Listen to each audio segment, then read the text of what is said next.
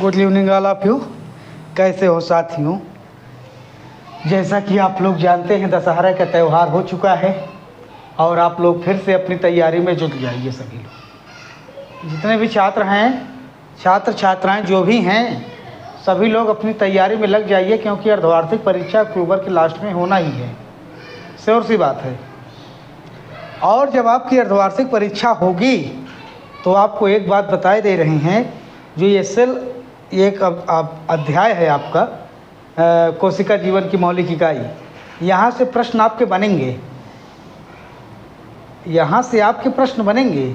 कौन सा प्रश्न बनेंगे ये बात नहीं कर रहे हैं हम, प्रश्न बनेंगे ये ज़रूर है। तो आप अपनी तैयारी को जो है बेहतर तरीके से कीजिए और यहाँ से आने वाले जितने भी प्रश्न हैं कोई भी बेकार न जाने पाए। ठीक है, सभी प्रश्नों को बेहतर तरीके से कीजिए, कोई भी दिक्कत आपको होने ना पाए। और जैसा कि अभी आपको हमने बताया था, किसके बारे में? राइबोसोम के बारे में। कल हमने आपसे चर्चा किया था राइबोसोम के बारे में, क्या होता है, 70S क्या होता है, 80S कौन कहाँ पर पाए जाते हैं, सारी बातें हमने किया था। आज हम बात करने वाले हैं आपसे माइक्रोबायलॉजी के बारे में। क्या होती है माइक्रोबायलॉजी? माइक्रोबायलॉजी, तो माइक्रोबायलॉजी, इसे हिंदी में अगर बात की जाए तो इसको कहा जाता है सूक्ष्मकाय। सूक्ष्मकाय, इसे हिंदी में क्या बोला जाता है? इसे हिंदी में सूक्ष्मकाय कहा जाता है। आखिर ये सूक्ष्मकाय क्या हैं, कहाँ पाए जाते हैं, कोशिका में कौन सी जगह पर इनकी उपस्थिति होती है, कहाँ पर इनको स्थान दिया गया है, और ये करते कहाँ हैं, क्या हैं, बनते कहाँ से हैं? ठीक है, बनते कहाँ से, करते क्या हैं? तो अगर बात की जाए, जो आपकी अंतःप्रदव्य जालिका है, अंतःप्रदव्य जालिका, जो आपकी अंतःप्रदव्य जालिका है, जिसे आप लोग एंडोप्लाज्मिक रेटिकुलम बोलते हैं। एंडोप्लाज्मिक रेटिकुलम, एंडोप्लाज्मिक रेटिकुलम और गाल्जी बॉडी, गाल्जी काय, जो आपका एंडोप्लाज्मिक रेटिकुलम है और गाल्जी काय है, गाल्जी बॉडी, गाल्जी बॉडी और एंडोप्लाज्मिक रेटिकुलम में कुछ संरचनाएं होती हैं गोल आकार की, उन्हें वेसिकल कहा जाता है। आपको जब गाल्जी काय और एंडोप्लाज्मिक रेटिकुलम समझाया गया था, वहाँ पे आपको बताया गया है वेसिकल क्या है, बहुत बेहतर तरीके से आपको वहाँ पे मिल जाएगा, आप उसको देखिएगा। तो जो वेसिकल होते हैं, वेसिकल जब टूट जाते हैं, दोनों के वेसिकल्स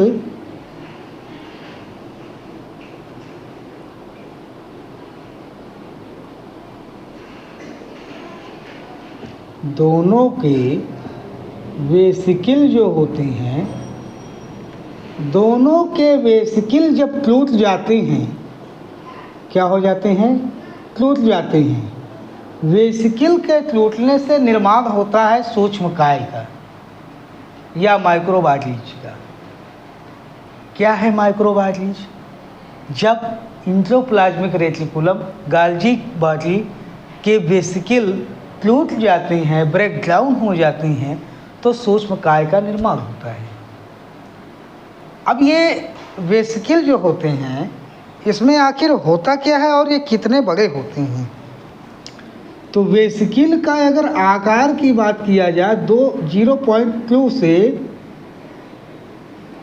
2.0 मिलीमाइक्रोन तक होते हैं। इनका ये आकार है, इनका क्या है? ये आकार है। 0.2 से 2.0 माइक्रोन मिलीमीटर तक ये इनका आकार होता है, माइक्रो मिलीमीटर बोलते हैं। ये इनका होता है आकार। क्या होता है इनका? आकार। और इनमें अगर पूछा जाए कि मेम्ब्रेन कितनी होगी, मेम्ब्रेन कितनी इसके पास झिल्ली होती हैं, जैसे आप समझे थे कि केंद्रक के पास 2 झिल्ली, क्लोरोप्लास्ट के पास 2 झिल्ली, तो इनके पास कितनी होती है? तो 1 झिल्ली होती है। कितनी होती है? 1 झिल्ली से बनी होती है। कितनी झिल्ली से? 1 झिल्ली से। 1 झिल्ली से बने होते हैं, इसका मतलब सिंगल मेम्ब्रेन होती है। क्या होती है? Single membrane. कैसी मेम्ब्रेन? Single membrane. 1 झिल्ली से ये बनी होती है। होते कौन कौन से हैं? सबसे पहली बात, होते कौन कौन से हैं? तो ये सबसे पहली बात तो ये सब छोटे अंग होते हैं, छोटे आर्गनेल्स है या आर्गन है, छोटे आर्गन्स होते हैं। बड़े आर्गन्स में आपने बात किया था गाल्जी बाटली, माइटोकॉन्ड्रिया, लाइसोसोम, राइबोसोम, ये सबकी तो बात आपने किया था। लेकिन इनकी बात वहाँ पे क्यों नहीं हुई? इनकी बात इसलिए नहीं हुई कि ये कहीं से टूट करके बनते हैं, स्वतंत्र रूप से नहीं पाए जाते। किसी अंग के टूटने से बनते हैं, किसी सेल ऑर्गन के टूटने से बनते हैं, इसलिए इनकी चर्चा वहाँ पे नहीं की गई। इनके लिए अलग से जो है चर्चा हो रही है, सूक्ष्मकाय नाम से चलता है। अभी आप देखते जाइएगा आगे चल के कैसे कैसे ये मिलते हैं। तो बहुत छोटे होते हैं, लिपिड और प्रोटीन से इनकी झिल्ली बनी होती है। इनकी झिल्ली किससे बनी होती है? लिपिड और प्रोटीन से। लिपिड एंड प्रोटीन से, लिपिड एंड प्रोटीन से ये बने होते हैं। किससे बने होते हैं? लिपिड एंड प्रोटीन की झिल्ली होती है। इनकी झिल्ली क्या होती है? मेम्ब्रेन लिपिड और प्रोटीन की बनी होती है। अब कहा जाए कि ये कितने प्रकार के होते हैं, तो ये जो माइक्रोबायटीज हैं ये 3 प्रकार के होते हैं। 3 प्रकार के होते, कितने प्रकार के होते हैं? 3 प्रकार के। अब 3 प्रकार में कौन कौन से हैं? तो एक होता है पराक्सीसोम, पराक्सीसोम।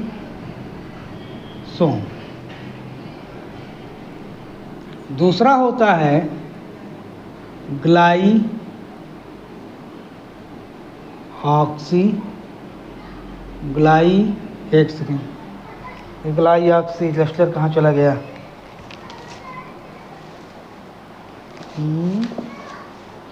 ये है।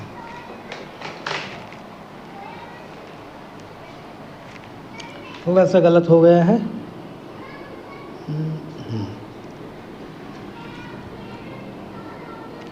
ग्लाक्सी है, ग्लाई ऑक्सी है, ग्लाई ऑक्सी ऐसे लिखा जाएगा, ग्लाई ऑक्सीसोम। और तीसरा होता है स्फेरोसोम। तीसरे का नाम क्या है? स्फीरोसोम। ये 3 होते हैं। माइक्रोबायटीज के अंतर्गत किसको अध्ययन करना है? पराक्सीसोम, ग्लाइऑक्सीसोम, स्फेरोसोम, ये 3 होते हैं। यहाँ तक की बात आपके समझ में आ गई हो तो हम आगे चलें। एक बार फिर से रिवीजन कर लेते हैं। माइक्रोबायटीज हिंदी नाम क्या होता है? सूक्ष्मकाय होता है। इसका निर्माण कहाँ से होता है? तो जब अंतःप्रदव्य जालिका, जिसे एंडोप्लाज्मिक रेटिकुलम कहा जाता है, और गाल्जी बाटली, इनसे जो इनके जो वेसिकल होते हैं, जब इनके वेसिकल इनसे अलग हो जाते हैं, टूट जाते हैं, ब्रेक डाउन हो जाते हैं, तो एक संरचना जो बनती है उसे कहा जाता है माइक्रोबायटीज। यानी कि कहीं से ये स्वतंत्र रूप से नहीं पाए जाते, बल्कि किसी के टूटने से बनते हैं। क्या टूटता है तो बनता है? एंडोप्लाज्मिक रेटिकुलम और गाल्जी बाटली। इनका आकार कितना होता है? 0.2 से 2.0 मिली माइक्रोन तक होता है। मेम्ब्रेन, कितनी मेम्ब्रेन इनके पास होती है? किनके पास? इनके पास, क्योंकि माइक्रोबायटीज के अंतर्गत इनको अध्ययन करना है। तो इनके पास झिल्ली कितनी है? इनके पास 1 झिल्ली है। कितनी झिल्ली? 1 झिल्ली होती, सिंगल मेम्ब्रेन बाउंड होते हैं, छोटे ऑर्गन होते हैं। इनकी मेम्ब्रेन बनी किससे होती है? लिपिड और प्रोटीन से बनी होती है। कितने प्रकार के होते हैं? 3 प्रकार के होते हैं। कौन कौन होते हैं? पराक्सीसोम, ग्लाइऑक्सीसोम और स्फेरोसोम। इतनी बात समझ में आई कि ना आई? इतना बताइएगा। ठीक है, अब आगे चलते हैं। यहीं पे चलेगी, आगे नए पेज में चली। इतना समझ में आया ना? आगे चलते नए पेज से।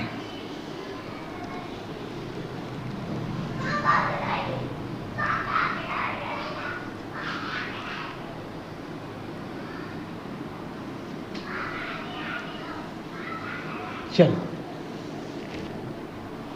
अब पहला नंबर है पराक्सी सोम। पहले को क्या कहा जाता है? पराक्सी सोम। पराक्सी सोम की खोज क्लोलबर्ग नामक वैज्ञानिक ने किया था। कब किया था? 1969 में। कब किया था? 1969 में किया था, क्लोलबर्ग नाम के वैज्ञानिक ने। ये बा है। क्लोलबर्ग नाम के वैज्ञानिक ने 1969 में खोज किया था। किसकी खोज किया था? पराक्सी सोम की। इन्होंने कहा कि फोटोरिस्पायरेशन में ये भूमिका निभाता है।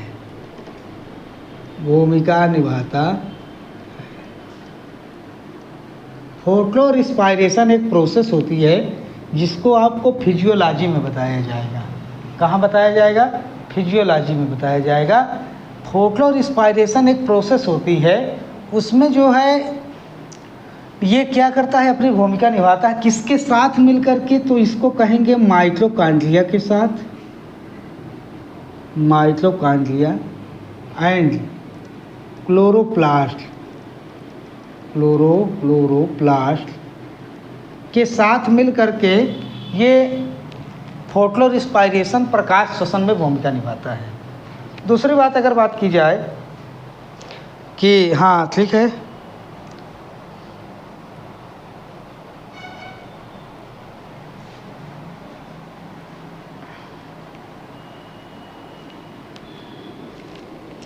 माइटोकॉन्ड्रिया हरित लवक लिखा है, हाँ ठीक है, हरित लवक, माइटोकॉन्ड्रिया, पराक्सी सोम, तीनों पराक्सी सोम। फोटोरिस्पायरेशन में होता क्या है कि O2 के स्थान पर O2 की खपत होती है। O2 की क्या होती है? खपत होती है। और CO2 जो होती है ये मुक्त होती है। CO2 क्या होती है? मुक्त होती है। ये एक प्रोसेस होती है फोटोरिस्पायरेशन। जब आपको बताया जाएगा प्लांट के रिस्पायरेशन फिजियोलॉजी में, तो वहाँ पे आपको समझाया जाएगा। तो ये क्या करते हैं? ये हैं तो छोटे ही हैं। खोज किया है कौन? 1969 में क्लोलबर्ग नाम के वैज्ञानिक फोटोरिस्पायरेशन में भूमिका निभाते हैं। माइटोकॉन्ड्रिया, क्लोरोप्लास्ट, पराक्सी सोम तीनों मिल करके इस क्रिया को संपादित करते हैं। दूसरी बात अगर बात की जाए तो इसके बाद आता है आपका glyoxysome.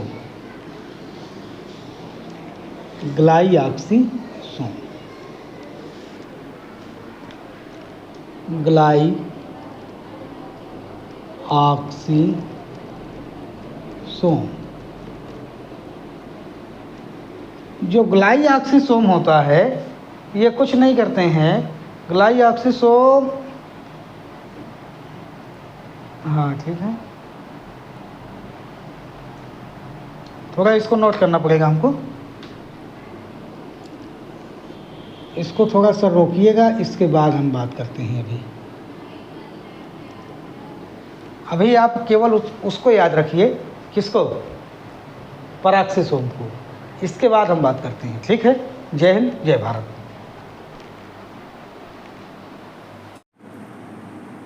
Good evening all of you. आपको हमने बताया था किसके बारे में? पराक्सी सोम के बारे में। अभी हम पराक्सी सोम के बारे में बताया था। अब हम बात करने वाले हैं आपसे ग्लाइऑक्सीसोम के बारे में।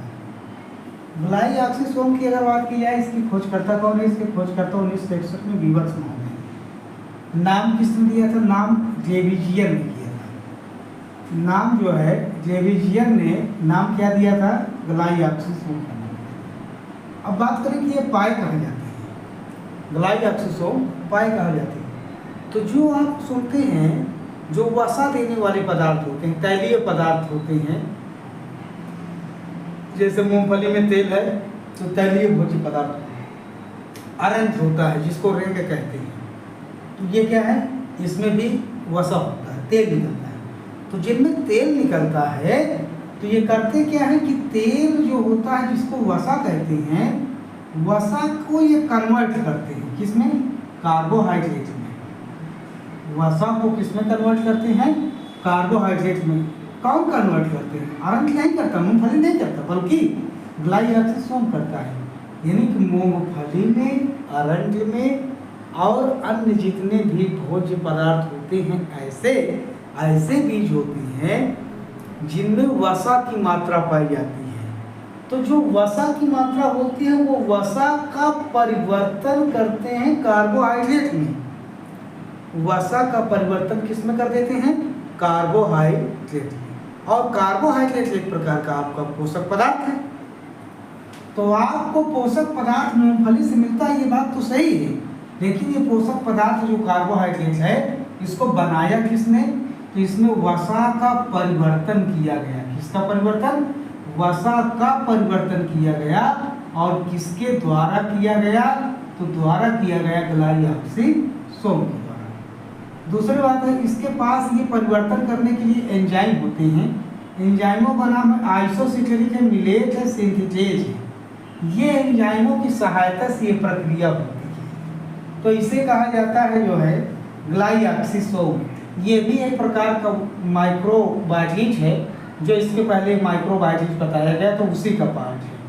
ये दूसरा भाग है, पहला भाग पैराक्सिसोम था।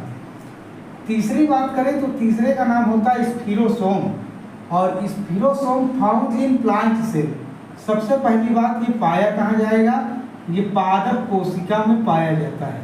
कहाँ पाया जाता है, ये पादप कोशिका के पास पाया जाता है। फंक्शन क्या है इसका, फैट लिपिड का स्थानांतरण, ट्रांसफर। जो फैट होता है, लिपिड होता है जहाँ पर कोशिका के अंदर, उसको क्या करता है, ये ट्रांसफर करता है। ट्रांसफर करने के साथ साथ इसको स्टोरेज करता है, स्टोर। और फिर क्या करता है, मेटाबॉलिज्म। मेटाबॉलिज्म का मतलब उपापचय। तो ये उपापचय करता है, स्टोर करता है, ट्रांसफर करता है। कौन, स्फीरोसोम। किसका, फैट और लिपिड का। खोज किसने किया, पार्नर और जेंजियर ने किया था। कौन कौन, पार्नर और जेंजियर ने किया था। कब किया था, 1953 में किया था। कब किया था, 1953 में इसकी खोज किया था। और इसमें पाए जाने वाले अगर एंजाइम की बात किया जाए तो इसमें पाए जाने वाले एंजाइम है एस्टरेज, राइबोन्यूक्लियेज, फास्फेटेज।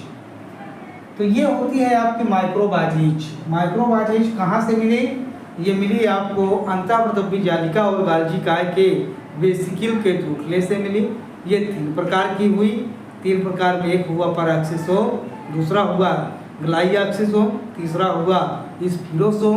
पैराक्सिसोम प्रकाश श्वसन या फोटोरेस्पिरेशन में भूमिका निभाता है।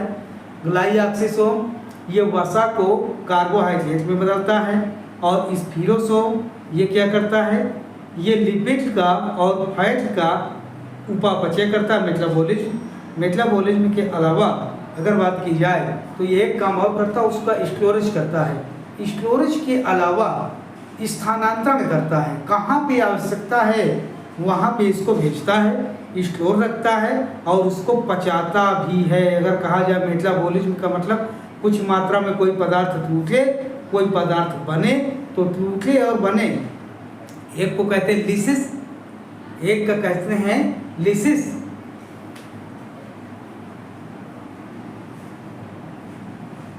जब कोई पदार्थ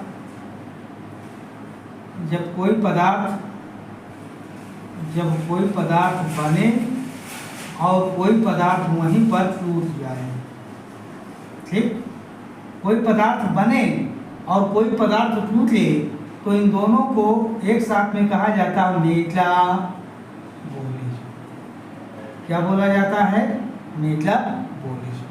यानी जहाँ पे टूटने वाला केस हो और वहीं पे बनने वाला केस हो, कोई चीज़ टूटती है, बिगड़ती है, बनती है, बिगड़ती है, बनती है, तो उसको मेटाबॉलिज्म या उपापचय कहा जाता है।